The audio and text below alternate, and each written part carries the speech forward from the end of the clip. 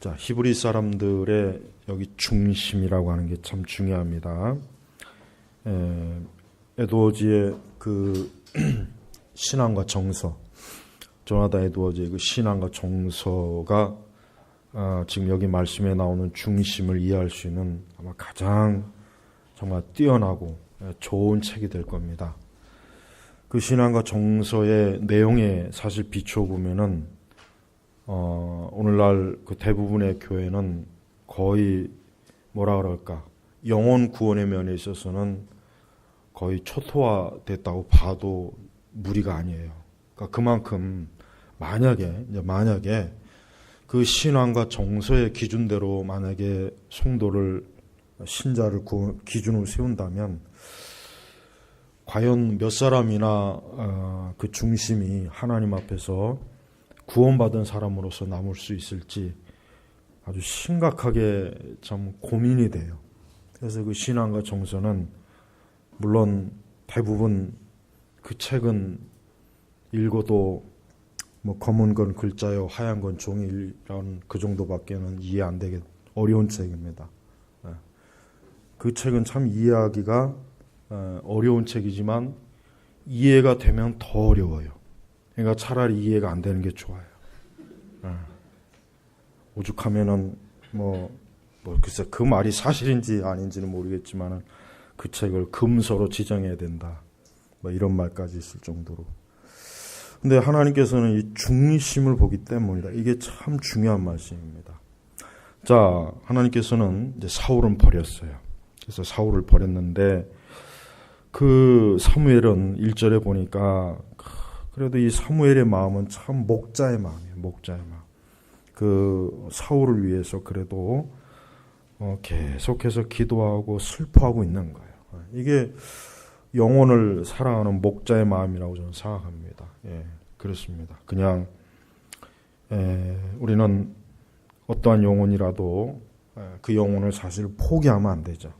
그 영혼이 지금 살아있는 한 포기하지 말고 그 영혼이 하나님께 돌아오고 회개하고 그가 예수님을 참 이제 진짜 제대로 믿어서 구원받은 사람이 되고 천국의 백성이 되는 것, 이게 우리가 가져야 될 사실은 마음입니다. 하나님께서도 악인이 죽는 걸 기뻐하지 않는다고 했어요. 하나님께서도 악인이 죽는 걸 기뻐하지 않는다고 했습니다.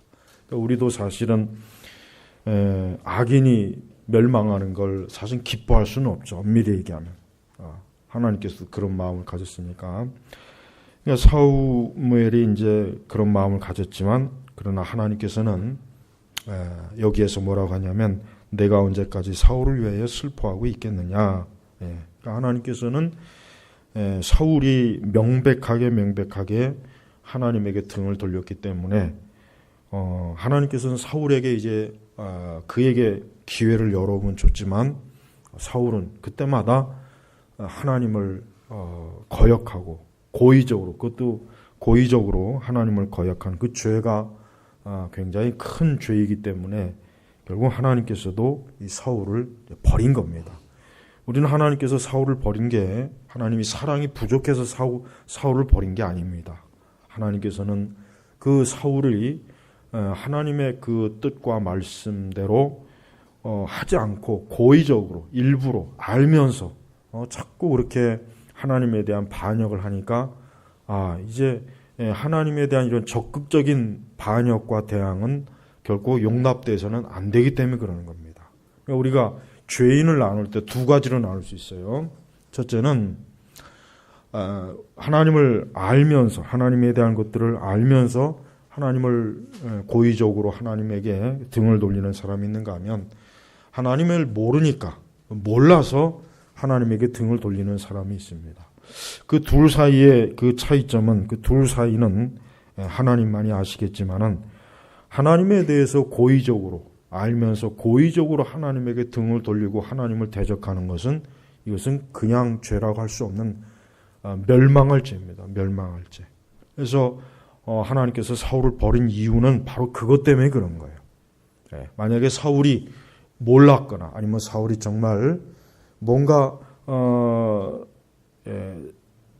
하나님에 대해서 참 제대로 알지 못해서 그만 사울이 어떤 실패, 실수, 실패 아니면 그 자신의 죄에 그만 무기력하게 무너졌다면은 그래도 하나님께서 또 어떤 기회를 주셨을 수 있겠지만, 그러나 사울은 여러 차례 고의적으로 하나님에 대한 그 반역을 아주 노골적으로 드러냈기 때문에 이것은 뭡니까?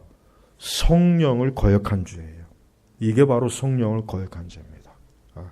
이 성령을 거역한 죄는 사함을 얻지 못하는 거예요. 그래서 사울이 버림받은 거예요. 그러니까 우리는 이러한 사울의 강팍함, 고의적인 이 불순종, 반역, 이것은 대단히 무서운 어떠한 죄입니까? 용서받지 못한 죄라는 것을 우리가, 이게 바로 성령을 거역한 죄예요. 그러니까 사울은 바로 그 죄 때문에 이렇게 버림을 받은 거예요. 그래서 하나님께서 사무엘에게 단호하게 더 이상 사울을 위해서 슬퍼하거나 그를 위해서 더 이상 이제는 기도할 이유가 없는 거예요. 그래서 단호하게 하나님께서는 사무엘에게 그 뜻을 보였습니다. 그래서 이제 하나님께서는 사무엘에게 하나님이 택한 사람을 이제 하나님이 이제 예배해 놓으셨다는 것을 사무엘에게 알려서 사무엘이 이제 그 하나님의 택한 사람을 찾으러 이제 가는 겁니다. 어디로 갔습니까? 베들레헴. 베들레헴은 우리 예수님께서 얼마나 참 사랑하신 곳이죠. 이 베들레헴. 이 베들레헴에 가서 거기에 가서 이제 하나님께서 이제 택한 자를 찾으러 왔는데 제일 먼저 그 앞에 나타난 게 엘리압. 그 다윗의 형이죠. 이 엘리압을 보고 6절에 보니까 생각하기를 과연 여호와의 기름 부음을 받을 자가 그분 앞에 있구나. 여러분, 근데 하나님께서 그를 뭐라 합니까? 하나님께서 아니다. 그의 용모나 그의 큰 키를 보지 마라. 내가 그를 버렸기 때문이다. 내가 보는 것은 사람들과 같지 않으니 사람들은 외모를 보지만 여호와는 중심을 보기 때문이다. 그러니까 하나님께서는 그 엘리압을 보고, 엘리압이 굉장히 왕같이 키도 크고 용맹스럽고, 그러니까 이 엘리압이, 이 사람이 하나님의 택한 자이구나 하고 이제 그라고 생각했지만 하나님께서 그게 아니라 그런 거예요. 그게 아니라. 그래서 그의 용모나 큰 키를 보지 마라. 그의 용모나 큰 키를 보지 마라. 그러면서 하나님 뭐라고 합니까? 사람들은 외모를 보지만 여호와는 중심을 보기 때문이다. 자, 여기서 사람들은 외모를 보지만 이게 진실이에요. 그러니까 사람은 중심을 못 봐요. 그게 인간의 한계. 그러니까 사람은 어쩔 수 없어요. 사람은 외모를 볼 수밖에 없는 거예요. 외모를 안 볼 수가 없어요. 왜? 그게 사람의 한계거든. 우리가 사람의 외모를 안 보고 중심을 본다면 그건 우리가 하나님이 되는 거예요. 대단한 거예요. 그 정도까지 된다면야 진짜 더 이상 바랄 게 없겠죠. 그런데 하나님께서는 인간의 그 본성의 모습을 아주 뚜렷하게 보여줘요. 뭐냐? 사람들은 외모를 보지만 사람은 겉밖에 못 보는 거예요. 오죽하면은 10길 물속은 알아도 한 길 사람 속은 못 본다 그러잖아요. 그만큼 이 속담에도 이 사람의 이 속은 모르는 거예요. 그러니까 우리는 그래서 이 사람의 그 겉모습을 보고 속으면 안 돼요. 이 사기꾼의 특징이 뭡니까? 사기꾼의 첫 번째 특징이 뭐냐? 절대 사기꾼처럼 안 생긴 거예요. 이게 특징이에요. 이게. 사기꾼처럼 생겼으면 이거 사기꾼이구나 알겠지만 사기꾼 치고 사기꾼처럼 생긴 사람은 한 사람도 없어요. 그래서 그런 사람들한테 사기를 잘 당하는 거예요. 그러니까 사람들은 외모를 보는 거거든요. 야, 이 사람 참 아주 믿을 만한 사람이구나. 이 사람은 괜찮은 사람이구나. 이 사람은 틀림없는 사람이야. 근데 결국은 나중에 보니까 사기꾼이에요. 그런 일이 너무 많아. 비일비재. 그래서 우리는 이게 사람은 외모를 보는구나. 사람은 겉에 드러나는 성향, 그저 겉모습을 보고 판단하는구나. 그러니까 우리 교회 안에서도 거듭나지 못한 신자 중에는 정말 엄청나게 경건하게 신앙생활을 하는 것처럼 보이는 사람이 있어요. 근데 실제로 하나님 볼 때는 전혀 하나님의 자녀가 아닌 사람도 얼마나 많겠습니까? 그래서 그 에드워즈의 그 신앙과 정서가 바로 그 얘기를 하는 거예요. 그 얘기를 하는 거예요. 그래서 거듭난 사람의 성향, 거짓된 사람의 성향을 너무나 정교하게 분석을 해갖고 그거를 이해하면은 잠을 못 자요. 그러니까 그걸 이해 못하는 게 차라리 속이 편한 거예요. 지금 이해 못하는 게. 근데 그 책을 읽고 이해하면은 정말 심각해져요. 엄청나게 심각해져갖고 그게 참 잠을 못 잘 정도로 아주 참 어려운 문제입니다. 우리는 얼마나 그 신자의 기준이 높다는 거, 굉장히 높다는 거를 우리가 알아야 된단 말이에요. 지금은 이제 그렇게 만약에 그런 기준을 가지고 만약에 우리가 이 교회 사역을 했다가는 뭐 아마 거의 뭐 나만 하질 않을 겁니다. 나만 하질 않아요.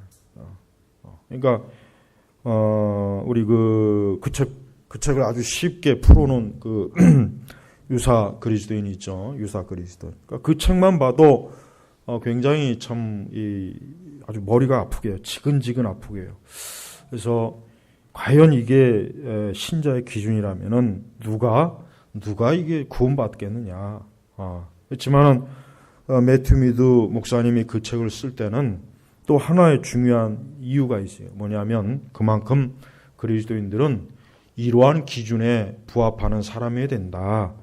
그러니까 당신들이 이러한 정말 영적 성향이 있는지 자기 자신을 점검하고 돌아보라. 그러한 차원에서 또 책을 쓴 거기 때문에 우리는 그러한 그 기준을 가지고 우리가 하나님 앞에서 나 자신을 살펴봐야 되는 거예요. 그래서 이렇게 여호와는 중심, 이 중심을 좀 더 분석한다면 첫째는 이 중심을 분석한다면 네 가지로 나눌 수 있습니다. 이 중심을 분석하면 이 네 가지로 반드시 나눠야 됩니다. 첫째는 감정입니다. 감정. 여러분 그 의지의 자유, 그 신앙과 정서에서도 나와 있지만은 신자의 신앙의 감정은 굉장히 중요한 거예요. 감정을 무시하면 안 돼요. 때때로 제가 좀 전에 잠깐 얘기했지만은 우리 시대는 너무 이 감정이 풍부한 시대거든요. 너무 감정이 풍부해요. 그것도 문제지만 반대로 감정이 메마른 것도 그것도 문제예요. 특히 우리 성도들은 자기의 신앙의 감정이 어떤지를 알아야 돼요. 내가 만약에 신앙의 감정이 없다면 그 사람은 그리스도인이 아니다. 하나님에 대해서, 그리스도에 대해서, 성령에 대해서, 하나님의 일에 대해서 그것에 대한 그 뜨거운 감정, 뜨거운 하나님에 대한 사랑 그런 것이 없다면 그 사람은 하나님에 대한 중심이 없는 거예요. 없는 거. 그러니까 우리가 이 감정을 소홀히 하면 안 되겠죠. 이 감정을 또 무시하면 안 되는 거예요. 그러니까 차갑고 냉랭하다는 건 그건 분명히 뭔가 문제가 있어요. 어떠한 성도가 하나님에 대해서 차갑고 아주 찔러도 피 한 방울 나지 않는 어떤 감정의 동요가 없거나 일체 뭔가 감동하는 마음이 없다. 하나님 말씀을 듣고 기도를 하고 찬송을 부르고 이 어떤 성도의 교제를 나눈 가운데서 막 뜨거운 영적인 그 거룩한 감정이 없다. 그 사람은 성도가 아니란 거예요. 그 성도가 아닙니다. 반대로 육적인 그러니까 거듭나지 못한 사람은 그 감정이 또 어떻게 발산이 됩니까? 죄의 감정의 풍성해. 죄의 감정. 여러분 술 마시는 사람들 보면은 얼마나 감정이 풍부합니까? 막 술 마시면서 눈물을 흘리고 웃기도 하고 막 그냥 뭐 천국에 있는 것처럼 보이잖아요. 천국에. 그게 죄의 감정이에요. 죄를 질 때 그 죄가 굉장히 좋아하는 감정이 있죠. 그게 중요한 거예요. 여러분 죄도 그냥 짓는 게 아니에요. 죄를 지을 때 그 죄에 대한 감정이 없으면 죄 안 지어요. 안 질 수 있어요. 그러나 죄를 지을 때 그 죄가 감정적으로 나를 막 띄워주는 거예요. 기쁜 거예요. 그래서 죄를 짓는 거예요. 이게 중요한 거예요. 사람을 죽일 때 이 사이코패스들은 그 사람을 죽일 때 막 행복하고 기쁘고 그냥 막 그 마음이 막 그러니까 이 사람을 죽이는 걸 즐기는 거예요. 즐기는 거. 그냥 일반적 살인은 어떻게 하다 보니까 사람을 죽이는 거지만 사이코패스들은 사람을 죽이는 게 기쁜 거예요. 막 그 사람을 죽이는 것 자체가 희열감, 성취감. 그건 보통 일반 사람들이 이해할 수 없는 감정이잖아요. 근데 이게 사이코패스란 말이에요. 그러니까 죄를 지을 때 이 감정이 막 뜨거운 거예요. 그게 죄인의 특성이에요. 반대로 아까 얘기했지만은 거듭나고 중생한 신자는 죄를 지을 때 절대 감정이 좋지 않습니다. 절대 그 감정이 기쁨이 없어요. 기쁨이 없어요. 기쁨이. 오히려 거룩하고 이런 참된 영적인 일에 자기의 마음이 쏟을 때 어때요? 그때 기쁨이 생기고 자기의 감정이 뜨겁게 타오르는 거예요. 그래서 부흥이라고 하는 것은 결국 뭐냐면 부흥은 저겁니다. 결국은 모든 각 성도들이 그 뜨거운 영적 감정이 합쳐져서 부흥이 일어나는 거예요. 부흥이. 그래서 부흥이 일어나는 거예요. 그래서 이제 부흥도 개인적 부흥이 있고 이렇게 회중 전체 부흥이 있어요. 따로 있어요. 우리가 교회 역사상 1차 대각성이나 2차 대각성은 뭡니까? 그것은 하나님의 성령께서 우리 한국의 1907년의 평양 대붕도 마찬가지고 그 모든 신자들이 거기에는 모든 신자들이 그 심령이 감정이 영적인 그 엄청난 그 기쁨으로 그냥 한꺼번에 확 물든 거예요. 그래서 그게 대부흥이라는 거예요. 그러나 그런 일은 혹 없다 해도 개인적인 부흥은 있어요. 개인적으로 마음이 막 뜨겁게 영적으로 고향이 돼가지고 막 하나님 나라 천국에 대한 막 지금 당장 죽어도 나는 정말 그리스도를 위해서 죽는 것에 대한 그게 개인적인 부흥입니다. 사실 이런 부흥이 있어야죠. 그게 있어야 사실. 그러니까 메마른 심령을 가지면 안 돼요. 그러니까 여러분들이 만약에 그러니까 아까 얘기했지만 내 감정이 메말랐다. 예배를 드려도 시큰둥하고 찬송을 불러도 감동도 없고 말씀을 들어도 시큰둥하고 그냥 밋밋하고 이게 뭐다? 그거는 감정이 그거는 뭔가 이게 어딘가에서 문제가 있는 거예요. 그러니까 하나님 앞에 여러분의 그 감정, 우리의 감정, 그 감정을 어때? 뜨겁게 영적으로 하나님께서 타오르게 해달라고 기도를 해야 되는 거예요. 그러니까 이 중심의 첫 번째는 감정이에요. 그래서 감정을 무시하면 안 되는 거예요. 그런데 이상하게도 개혁교회는 이 감정을 무시해요. 그게 아주 잘못된 거예요. 그게 잘못돼. 왜냐? 그게 이제 원래는 안 그랬는데 이게 이제 20세기에 넘어오면서 이게 오순절에 대한 이 어떤 반발심에 의해서 그렇게 돼버린 거예요, 사실은. 그래서 사실은 개혁주의는요, 굉장히 뜨거운 거예요. 메마르질 않아요.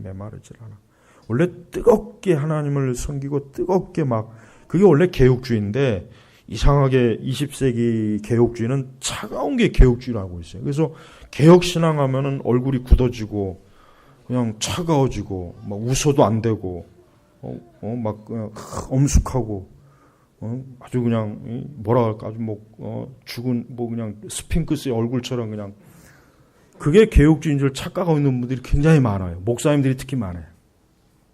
개혁자는 굉장히 막 엄하고 이렇게.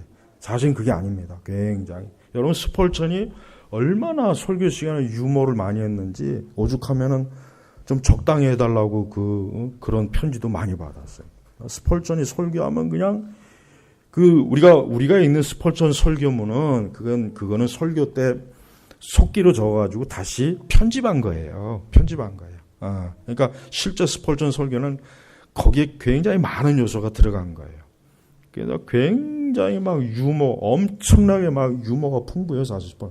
그러면서도 건전한 교리를 지킨 거예요. 저 대전에 있는 장모처럼 그렇게 천박하지 않다고요. 그러니까 이게 여러분 참된 이 청교도 개혁주는 굉장히 활기차입니다. 굉장히 활기차. 근데 이게 우리 한국이나 지금 이 개혁주의 보면은 좀 뭔가 이게 쭉 가라앉았어요. 쭉 가라앉아갖고, 그냥 죽은, 교회 예배당 들어오면 죽은 무덤 같아요. 죽은 무덤. 그러면 안 돼요. 안 되는 거예요. 그건 잘못된 거예요. 참된 개혁주의는 기쁨이 있고 밝음. 그래서 존 파이퍼의 그 기독교 쾌락주의란 말이 약간은 좀 오해할 수 있는 말이긴 하지만 그 틀린 말은 아니에요. 그래요. 참된 기독교는 참된 쾌락이 있어요. 죄의 쾌락이 있고 참된 쾌락이 있는 거예요. 그래서 우리가 자 보십시오. 어떤 한 사람이 있어요. 근데 이 사람이 중생하고 거듭나기 이전엔 죄의 쾌락을 막 쫓아다녔어요. 막 술을 마시고 막 여자하고 남자하고 막 음행을 즐기고 뭐 하여튼 그런데 막 쾌락을 막 찾다가 그가 예수 그리스도를 영접하고 성령이 내주한 뒤부터는 어떻게 됩니까? 이제는 그것이 그에게 고통을 주고 반대로 어떠한 쾌락이냐? 이렇게 성도들이 모여서 찬송하고 예배드린 거. 이게 막 기쁨이 솟는 거예요. 막 기쁨이 솟고 막 즐겁고 그냥 마냥 즐거운 거예요. 이게 기독교 쾌락주의예요. 이 둘 사이에 경계가 있단 말이에요. 경계가. 그래서 예수 그리스도의 영이 들어온 사람의 특징은 뭐가 특징입니까? joy, 즐거운 거예요. 기쁜 거예요. 기쁨이 오는 거예요. 기쁨이. 그러니까 우리가 이 세상의 기쁨하고는 이게 또 틀린 거예요. 다른 차원의 기쁨이란 말이에요. 그래서 우리 마음의 중심에 기쁨이 있어야 돼요. 하나님에 대한 기쁨이 있어요. 하나님만 생각하면, 그리스도만 생각하면, 그래서 여러분 그 바우의 유명한 곡이 있죠.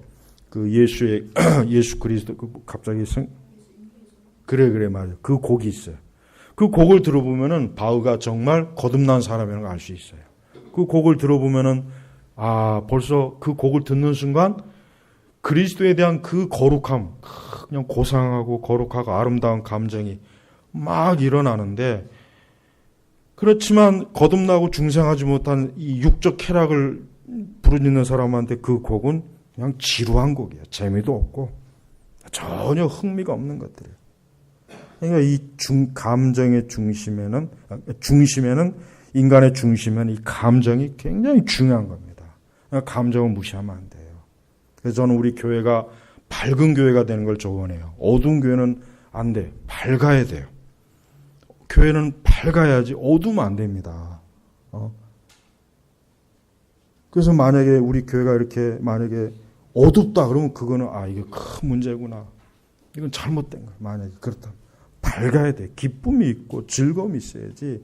이게 막 쭉 가라앉아갖고 그냥 어두침침하고 막 귀신도 어느 때 뒤에서 나올 것 같고 예배 시간도 그냥 막 축 처져 있고 이러면 안 돼요.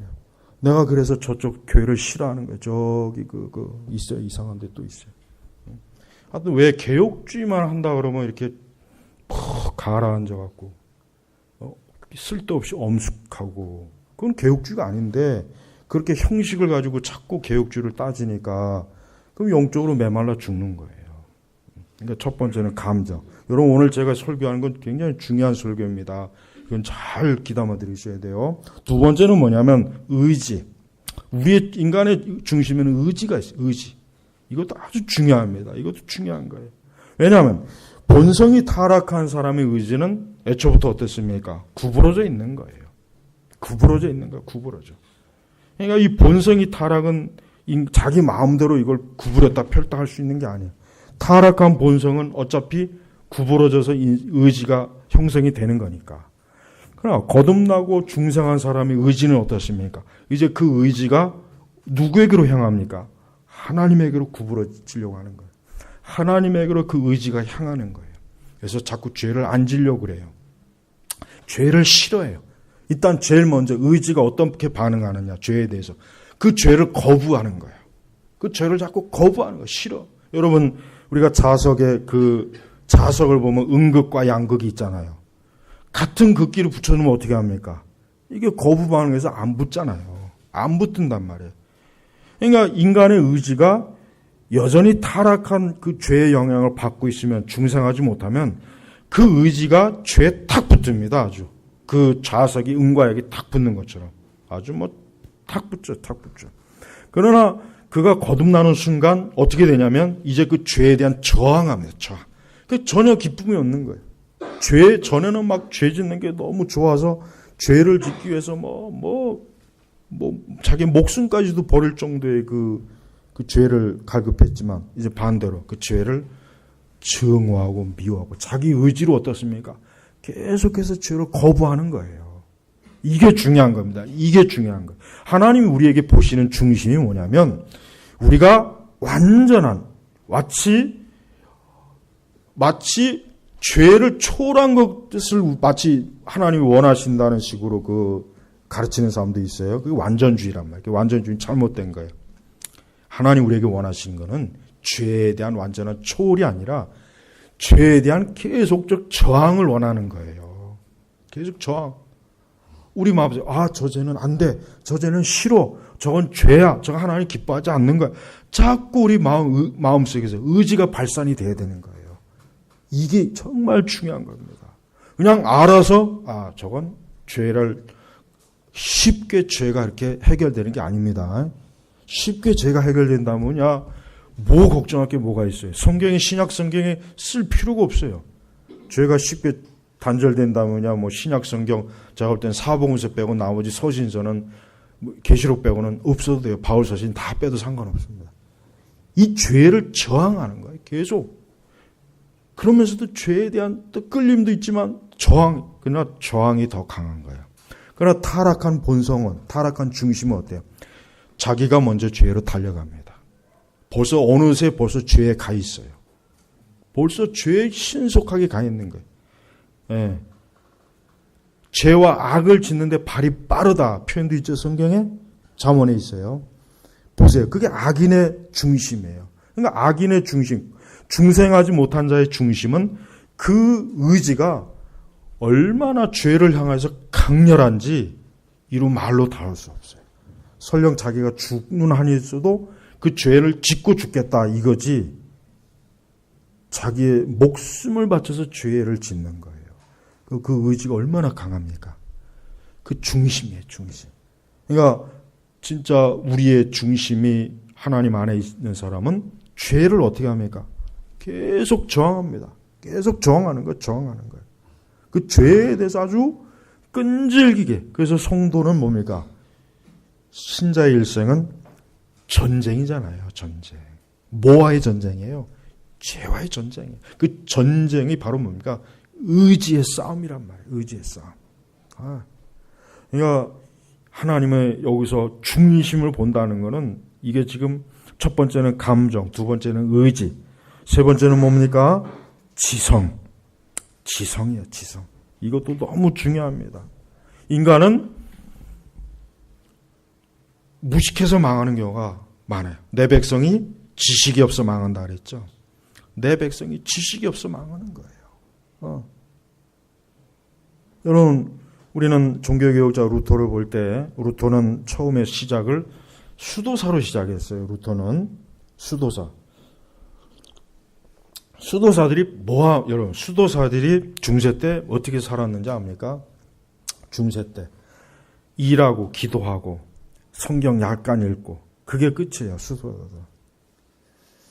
그러니까 보세요. 이 수도사는 이 수도적인 그 수도원에 들어가서 사는 그 중세 수도사들의 실제 삶이라고 하는 것은 진리하고는 아무 상관이 없는 거예요. 진리하고는 아무 상관없습니다. 경건한 것도 없고 거룩한 것도 없어요. 그냥 자기 종교적인 멋에 취해서 그저 정해놓은 시간에 기도하고 밥 먹고 일하고. 이게 수도원 삶은 딱 정해져 있어요. 이거 베네딕트 규칙이라고 하는 그 규칙 보면 아주 세분화되어 있어요. 아주 바늘기 하나 들어갈 틈이 없이 그냥 시계처럼 착착착. 거기서 무슨 경건이 나오겠으며 거기서 무슨 열정이 나오겠어요. 아무것도 나올 수 없는 거예요. 거기서 아무것도 못 나오는 거예요. 그런 기계적인 그런 그 수도원 생활에서는 경건이고 거룩이고 나올 틈이 없는 거예요. 루터가 그렇게 하다가 계속해서 내가 이대로 살다 죽으면 지옥 갈 텐데 내가 어떻게 하나님의 의에 이를 수 있는가.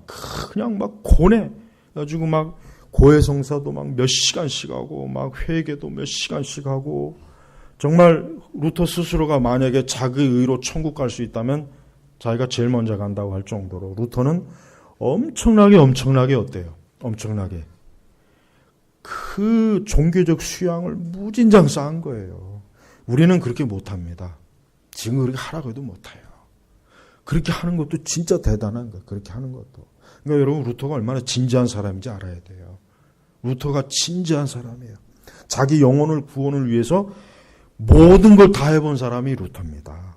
다 해본 거예요. 다 해본 거야. 안 한 게 없어요. 그러나 그가 나중에 깨달은 게 뭐냐면 아하 안 되겠다. 이렇게 해서는 안 되겠구나. 말씀을 연구해야 되겠구나. 내가 이렇게 몇 시간씩 금식하고 맨날 며칠 뭐 해도 이게 안 풀리거든요. 그럼 어떻게 하느냐? 말씀을 연구한 거예요. 말씀. 그러니까 보십시오. 신앙생활이라고 하는 것은 하나님을 아는 지식이 들어가지 않으면 안 돼요. 막연히 그저 주여 하면 안 되는 겁니다. 그래서 신앙이라고 하는 것은 참된 진리의 지식이 계속 들어가야 돼. 참된 진리의 지식이 연료예요. 우리 영혼의 연료란 말이에요.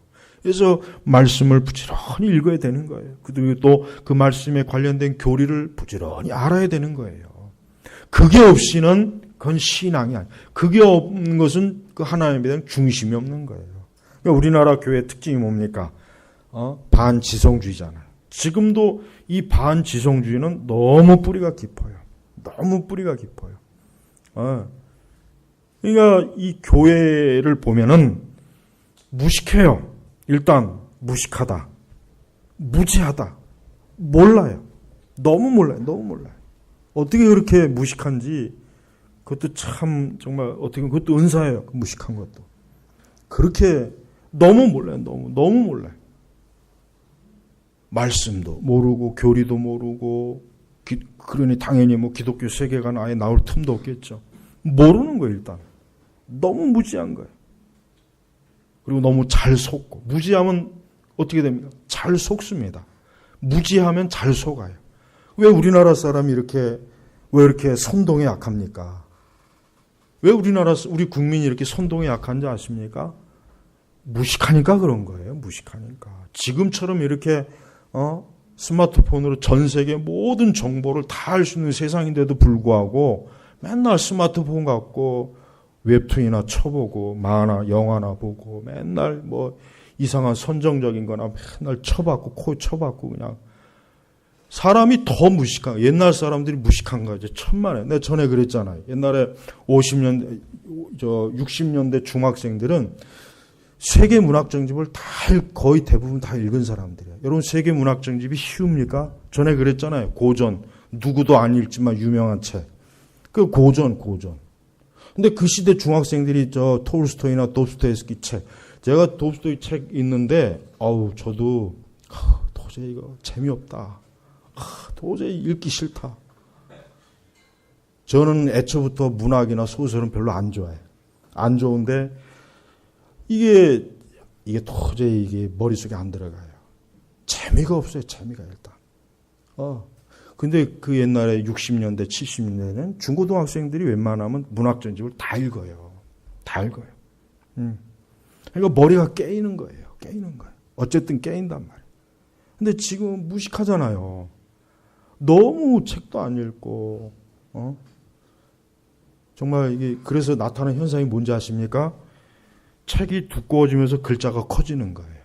요즘 책들 보면은 옛날에는 글자가 깨알 같은데 지금은 글자가 엄청 커요. 그래서 돋보기가 없어도 될 정도로 글자가 큰 거예요. 웬만한 책도. 그래서 이렇게 글자가 커도 될까 싶어요. 왜냐하면 너무 책을 안 읽으니까 글자라도 키워서 어쨌든 자꾸 가독성을 높이려고 하는 거예요. 이러다가 나중에는 막 글자 하나에 막 이만하게 생겨서 이만하게. 겁나더라고. 너무 커요. 저도 글자가 큰 게 어느 때부터 글자가 큰 게 참 좋은데 너무 크니까 책을 이렇게 만들어도 되나 싶어요.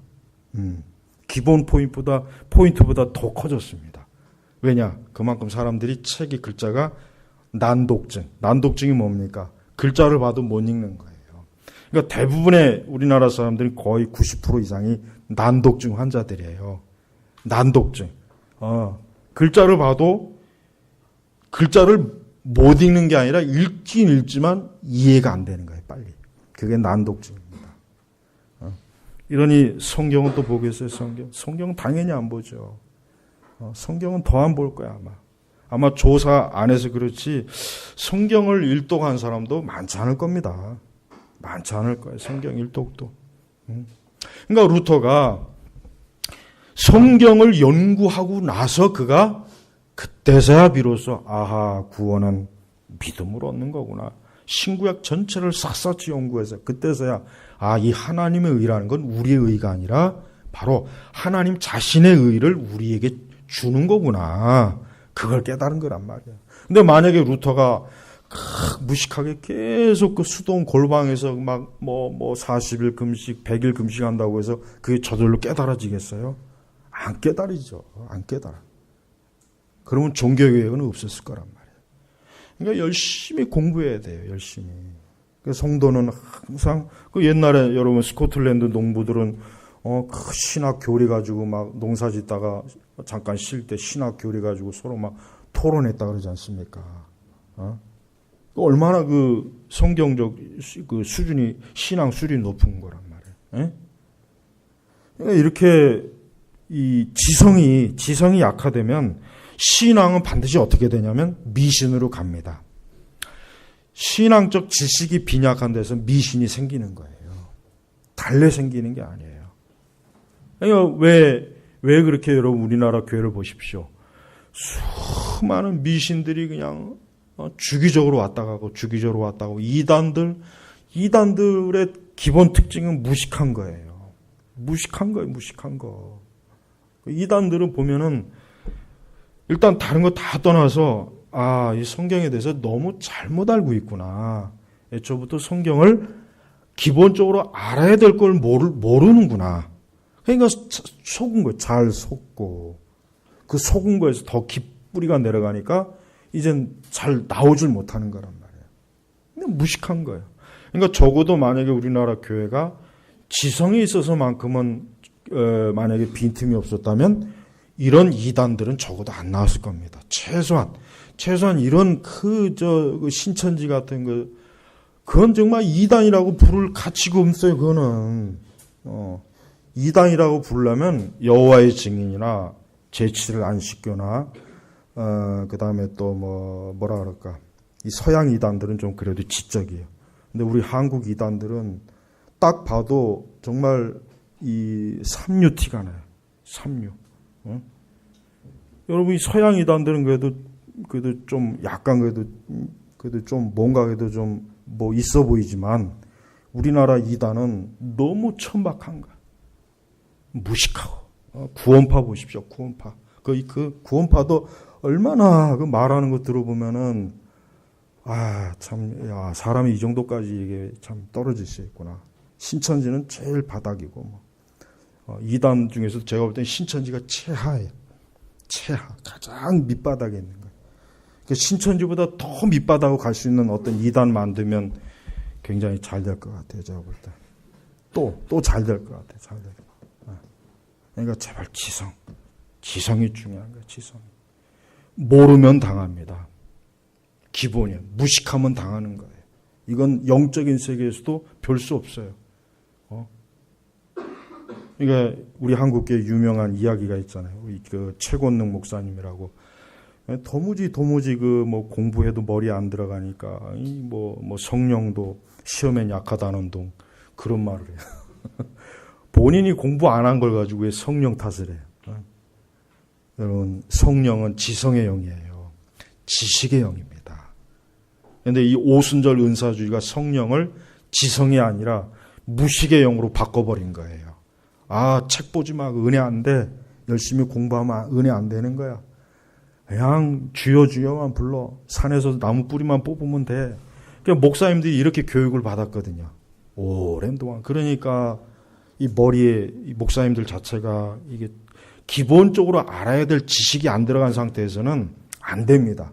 평생 가봐야 그 헛바퀴 도는 거. 그러고 나서도 평생 공부해야 되는데 안 하잖아요. 신학교 졸업하면 딱 끝나요. 그때는 이미 또 끝나요. 아예 책이라고 하는 것은 없어요. 그냥 성경책도 그냥 들고만 다니지. 이게 보통 신학합니까? 이러니까 딱 보면은 그래요. 전혀 아무것도 아닌 거에 다 속아 넘어가가지고 아무것도 아닌 거야. 아무것도 아닌 거. 진짜 어려워서 속을 정도면 이해가 되죠. 그러나 아무것도 아닌 거에 다 속아 넘어가요. 그게 안타까운 거예요. 속을 만한 거에 속으면 이해를 할 수는 있습니다. 근데 그렇진 않은 거예요. 그러니까 무식하면 안 돼요. 무식하면. 그다음에 네 번째는 뭡니까? 욕망. 이건 다른 말로 하면은 욕구. 인간의 중심에는 욕구가 있어요. 욕구. 무언가를 막 갈망하는 거예요. 막 갈망하는 거예요. 그래서 사람은 중심은 한순간도 가만히 있지 못합니다. 사람의 중심은 항상 끓는 물이에요. 항상 끓는 물이란 말이에요. 그래서 인간의 그 중심이 그 끓는 물이 거룩한 물이면 상관없지만 더러운 물이게 되면 어떻게 됩니까? 사람을. 그 욕망으로 그냥 태워 죽이는 거예요. 태워 죽이는 거예요. 그래서 여러분 많은 많은 그 영화라든가 그 소설들을 보면은 결국은 인간의 욕망으로 사람이 멸망해서 죽는 주제들이 많아요. 그러니까 소설가들이 아주 탁월하죠. 그 면에서. 잘 본 거예요. 아주. 인간은 자기의 그 욕망을 잘 다스려야 되는 거예요. 자기의 욕망을 엉뚱한 곳으로 자꾸 향하게 되면은 그건 자기를 불태워 죽이는 겁니다. 자기를 불태워 죽이는 거예요. 그래서 인간의 중심에는 이러한 게 있어요. 이러한 게. 이런 네 가지를 하나님이 보시는 거예요. 그래서 하나님께서 여기서 사람 외모를 보지만 여호와는 중심을 보기 때문이다 했을 때 이 중심이라는 게 여러분 얼마나 복잡한 건지 알겠죠? 이 중심이 얼마나 깊이 있고 얼마나 많은 것들을 담은 건지 알아야 된단 말이에요. 그래서 이 중심, 우리의 중심이 과연 어디에 가 있느냐? 여러분들은 여러분의 중심이 어디에 가 있습니까? 어디에 가 있어요? 여러분의 중심이 어디에 가 있냐 이거예요. 하나님이 보시니까 엘리압 보니까 그 중심이 그 네 가지가 하나님하고는 반대 쪽에 가 있는 거예요. 그래서 그가 아무리 키가 크고 멋있고 대단해도 아니다. 난 그럼 버렸다. 그걸 버렸다. 가지고 나중에 찾다 보니까 물어보니까 막내가 하나 있어요. 막내가 누가입니까? 다윗이 있는 거예요. 다윗이. 그래서 하나님께서 뭐라 합니까? 12절에 보니까 이새가 사람을 보내어 그를 데려왔는데 그는 혈색이 좋고 눈이 아름다우며 외모가 잘생겼다. 여호와께서 말씀하길 바로 이 사람이니 일어나 그에게 기름을 부어라. 이 다윗, 하나님이 딱 다윗을 선택해. 다윗. 13절에 사무엘이 기름불을 취하여 그의 형제들 가운데서 그에게 기름을 부으니 그날부터 여호와의 영이 다윗에게 강하게 임했다. 다윗에게 강하게 임했다. 그러니까 이후부터 다윗은 평생 어때요? 하나님의 영이 임한 사람이에요. 그래서 다윗이 한번 크게 죄를 졌을 때 시편 51편에 그가 뭘 회개합니까? 뭘 하나님 앞에 간청합니까? 주의 영을 내게서 거두지 마시옵소서. 다윗은 하나님의 성령이 자기를 떠날까 봐 겁을 낸 거예요. 왜? 사울이 하나님의 영이 떠나서 망했잖아요. 근데 자기가 그 큰 죄를 졌어요. 간음죄를 졌어요. 그러면서 그가 나중에 회개할 때 주여 주의 영을 내게서 제발 주의 영이 그가 다른 건 안 구했어요. 왕의 자리를 사울은 기껏 왕의 자리 자기 자리 보존하려고 그랬잖아요. 저 15장에 그렇게 나오잖아요. 근데 다윗은 회개할 때 내가 이 왕이나 재산이나 이런 거 주님 뺏어가지 마시고 건강도 이게 아니라 주의 영이 그러니까 성령을 근심케 오늘 신약의 관점으로 성령을 근심케 하지 않게 하소서. 그러니까 여러분 우리 성도님들은 성령을 근심케 하면 안 돼요. 성령을 근심케 하고 나서 정신이 말짱하면 그거는 진짜 문제가 심각한 거예요. 성령을 근심케 했을 때 깊이 마음에 슬퍼해야 돼요. 깊이 마음에 슬퍼하고 괴로워하고 그것 때문에 정말 하나님 앞에 눈물을 흘리고 회개하고 이게 온전한 신자의 상태는 하나님의 성령을 근심케 할 때 그로 인해서 깊이 하나님 앞에 마음에서 통곡을 해야 되는 거예요. 그게 참된 성도예요. 근데 성령을 근심케 했는데도 불구하고 전혀 뻔뻔스럽게 전혀 더 즐거워 그냥 더 즐겁고 더 기쁘고 더 기뻐하라 감사하라 어떻게 성령을 근심했는데 더 그런 게 나오면 그 사람은 성도가 아니에요.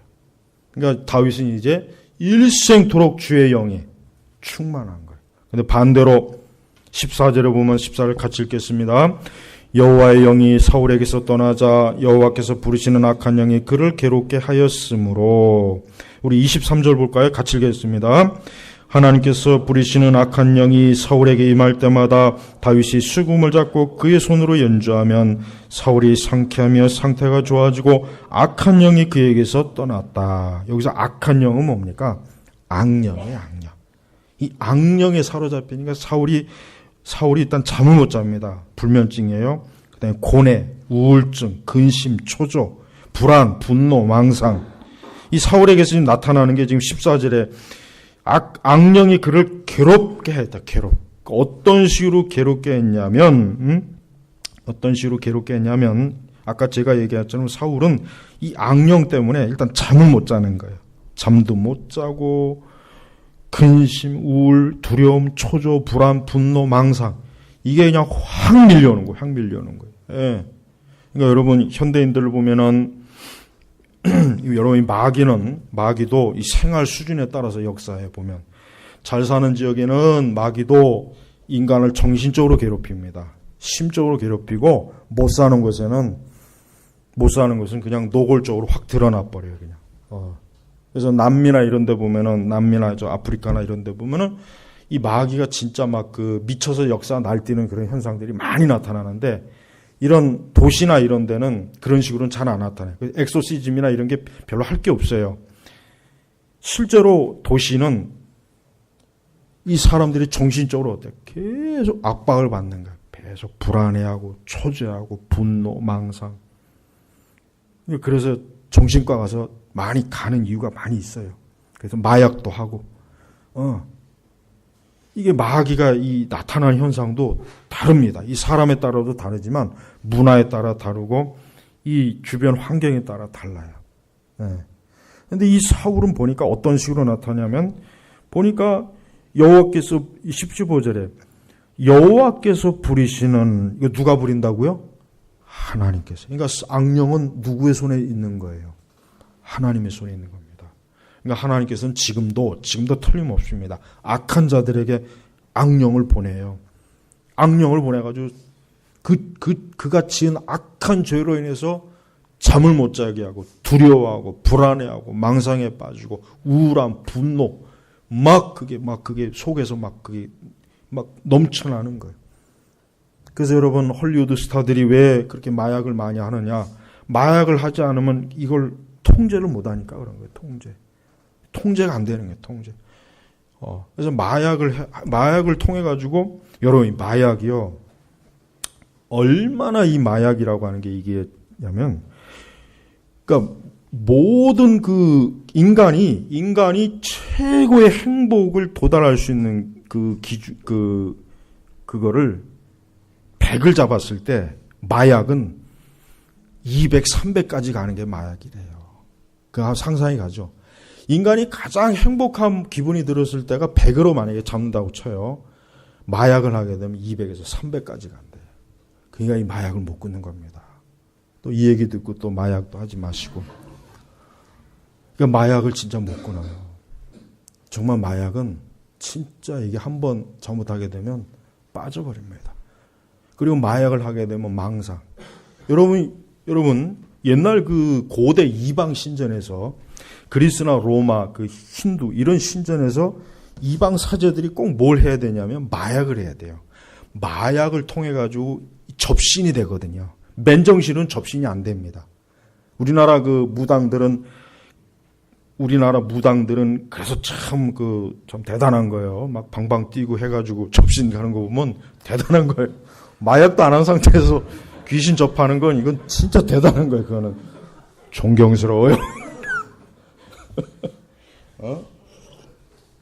근데 옛날 그리스 그 신전에서 보면 뭔 일이 있었냐면 이 여사제들은 마약을 왕창 먹여버려요. 왕창.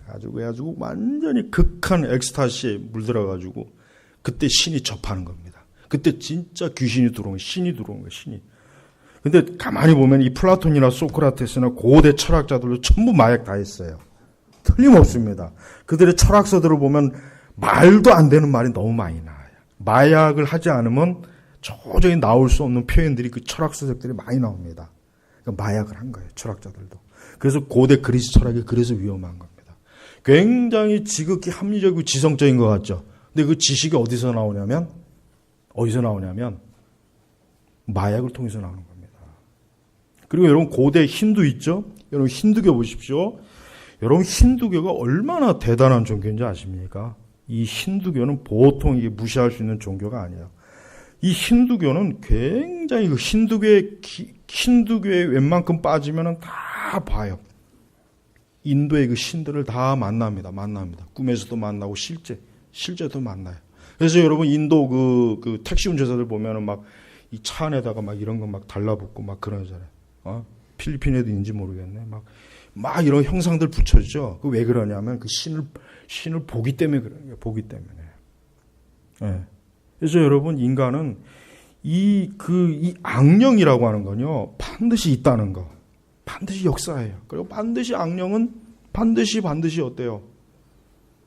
사람을 아주 초죽음으로 만듭니다. 아주 죽여요. 정말 미쳐서 죽여버리는 게 악령. 그러니까 여러분 사울이 지금 엄청나게 고통받는 거예요. 그러니까 어떻게 하냐? 그 신하들이 주의 신복들의 말씀하셔서 수금을 탈 줄 아는 사람을 구하게 하십시오. 하나님께서 부리시는 악한 영이 왕께 임할 때 그가 손으로 연주하면 왕께서 나으실 것입니다. 이게 어떤 연주겠습니까? 시편 연주의 시편. 다윗의 시편이 바로 이때 연주가 된 겁니다. 그래서 시편 찬송가가 그래서 좋은 거예요. 가장 좋은 찬송가가 시편 찬송가입니다. 그 다음 우리 이 고전 찬송가. CCM은 절대 안 됩니다. 이 시편자. 다윗이 지금 보세요. 다윗이 지금 23절에도 다윗이 수금을 잡고 손으로 연주하면서 뭐 하겠습니까? 다윗의 시편을 음조를 쓸 거 아니에요. 한번 생각해 보세요. 그래서 여러분, 이 시편 찬송가는 진짜 마귀와 귀신을 쫓는 거예요. 정말 그렇습니다. 그래서 정신적으로 힘들고 어려운 분들, 이 좋은 이 찬송가를 많이 들으십시오. 많이 들으세요. 그 치료 가운데 보니까 암 치료 가운데 음악 치료도 있더군요. 음악 치료. 일주일에 한 번씩 음악 치료사들이 와서 같이 기타 치고 막 노래 불러요. 그럼 막 암 환자들이 굉장히 그 시간을 좋아한대요. 그러면서 굉장히 좀 치료에 많이 효과가 도 있답니다. 하나님의 이 거룩한 성령은 찬송 중에 거하는 겁니다. 그러니까 이 성도들이 항상 이 찬송에 가득할 때 악령이 역사 못합니다. 진짜 그래요. 이걸 정말 여러분 중요하게 들어야 돼요. 그러니까 왜 오늘날 교회에 악령이 많이 역사한지 아십니까? 그게 어디를 통해서 들어왔겠어요? CCM 통해서 들어온 거예요. 100% 거기서 들어온 거예요. 어차피 CCM이라고 하는 것은 마약 먹었던 애들이 기독교로 들어왔을 때 자기들이 그 형태로 문화로 뭐 좀 찬송을 해보자고 해서 만든 게 CCM이잖아요. 그러니까 그 출처가 어딥니까? 더 깊이 들어간 마약이 결국 어디서 온 겁니까? 힌두교에서 온 거예요. 60년대 히피가 그 뿌리가 어디에 계세요? 힌두교예요, 힌두교. 그래서 비틀즈 멤버들도 인도에 가가지고 막 몇 달씩 거기서 그냥 막 그 힌두교 신전에서 막 그냥 거기서 막 수행하고 그 짓 다 했단 말이에요. 그래서 걔네들 음악이 굉장히 위험한 음악이에요. 지금 들어도 비틀즈 음악은 그냥 음악이 아니야. 비틀즈 음악은 참 듣기가 좋아요. 제가 비틀즈의 그 다큐 영화를 쫙 봤는데 굉장히 좋아요. 굉장히 좋단 말이에요. 그러나 저 뿌리는 어디냐? 저 마귀예요, 마귀. 마귀에서 온 거예요, 마귀. 그러니까 여러분 이 비틀즈의 음악 때문에 60년대 보면 얼마나 많은 이 그때 청년들이 막 알코올 중독, 뭐 성적 타락, 뭐 오만 가지 것들이 막 그 물밀듯이 미국에 물려온 거예요. 뉴에이지 이 힌두 신들이. 응? 그러니 그때부터 당연히 미국 사람들이 마약, 성적 타락, 온갖 저주받은 것들이 미국 사회를 완전히 다 뒤집어 엎지 않았겠어요? 그게 다 어디서 온 거냐 이거 어디서? 악령에서 온 거야. 악령에서. 성령을 근심케 하는 악령들이 활개치게 놔두니까 그건 당연히 인간이 행복할 수가 없는 거예요. 여러분 지금도 겉모습은 멀쩡하고 예쁘장하고 잘생기고 굉장히 지적일 것 같지만 악령에 시달리는 사람도 많습니다. 진짜 많습니다. 굉장히 많아요. 그거를 치료할 수 있는 길은 단 하나밖에 없어요. 예수 그리스도의 십자가에 나와야 돼요. 그리스도의 피로 십자 해결 외에는 안 됩니다. 안 됩니다. 절대 안 됩니다. 우리가 이 그리스도의 권능이 얼마나 크다는 거 알아야 돼요. 여러분들 매일매일 예수님 가까이 하십시오. 그리스도의 이름을 입에 달고 사셔야 돼요. 하나님을 찬송이 여러분의 입술에 가득해야 돼요. 그럴 때 우리 성도들은 그래서 우리가 강한 거예요. 마귀가 역사 못하니까. 그러나 이 세상은 너무 지금 심해. 내가 볼 땐 우리나라는 전체가 아주 악령에 시달리는 것 같아요. 우리나라는 지금 정치, 문화, 특히 문화와 정치가 내가 보니까 특히 이게 악령이 아니고선 그런 현상이 나타날 수 없는 일들이 지금 많이 나오고 있어요. 우리가 저런 것도 영적으로 봐야지 그냥 단지 정치적인 이론으로만 보면 안 됩니다. 그것까지는 부족하거든요. 아까 얘기했지만 철학, 이 철학의 뿌리는 마귀에서 나옵니다. 100% 이건 맞는 얘기예요. 제가 근거 없는 얘기 하는 게 아닙니다. 그러니까 우리가 말씀이 그래서 중요한 거예요. 이번 11월 12월 달에 시편 많이 읽으십시오. 다윗이 그 사울의 악신을 쫓을 때 그 수금을 가지고 시편을 읊조렸죠. 악신이 뭡니까 이게요? 사울이 상쾌하며 상태가 좋아지고 악한 영이 그에게서 떠났다. 상쾌가 기분이 그냥 맑아진 거예요. 우울증이 사라진 거예요. 막 어두웠던 죽고 싶은 자살하고 싶었던 마음이 사라지고 상쾌해진 거예요. 상쾌. 상태가 좋아지고 상태가 굉장히 나빴던 거죠. 나빴대요. 막 그냥 머리 풀어헤치고 막 옷 벗고 다니면서 술이나 처먹고 다니면서 막 오바이트하고 막 그랬다가 상태가 좋아진 거예요. 옷 단정히 입고 속옷도 잘 챙겨 입고 머리도 잘 깎고 그 다음에 악한 영이 거기서 떠났다. 악한 영, 이 귀신. 이 사우디 왕족들이 귀신에 그렇게 시달리지 않습니까? 사우디 왕족들이 그 엄청난 부와 화려함이 있지만은 밤마다 잠을 못 자고 귀신들이 아주 그냥 콩 볶듯이 볶는다잖아요. 사우디 왕들이. 그래서 아주 죽을 맛이 돼요. 그러니까 여러분 이게 무서운 거예요. 그러니까 우리 성도들은 항상 거룩한 성령에 민감해야 돼요. 이게 주일날, 오늘 같은 거룩한 주일날 항상 말씀, 기도, 찬송, 여러분이 혼자 있을 때나 같이 이렇게 하셔야 돼요. 그렇게 하십시오. 주일은 특히 더 이 마귀가 아주 시샘내는 날이 주일날입니다. 주일은 하나님 이 마귀가 어떻게 하면 주일을 망쳐버릴까? 어떻게 하면 6일 동안 내내 마귀가 뭘 연구하냐면 어떻게 하면 성도들이 주일을 완전히 잡치는 날로 만들까? 이게 마귀가 6일 동안 딱 생각했다가 딱 주일날 그걸 실행해요. 틀림없습니다. 그러니까 그걸 예방하려면은 기도하십시오. 말씀 읽으시고 설교 자꾸 다시 들으시고 거룩한 좋은 신앙책들 자꾸 읽으시고 그렇게 하십시오. 인간은 어쩔 수 없어요. 하나님이 지었기 때문에 하나님의 방법대로 안 살면 인간은 누구든지 다 불행하고 누구도 다 저주받는 거예요. 그러니까 이 엄연한 진리를 의심하지 말고 그대로 따르셔야 됩니다. 기도하겠습니다.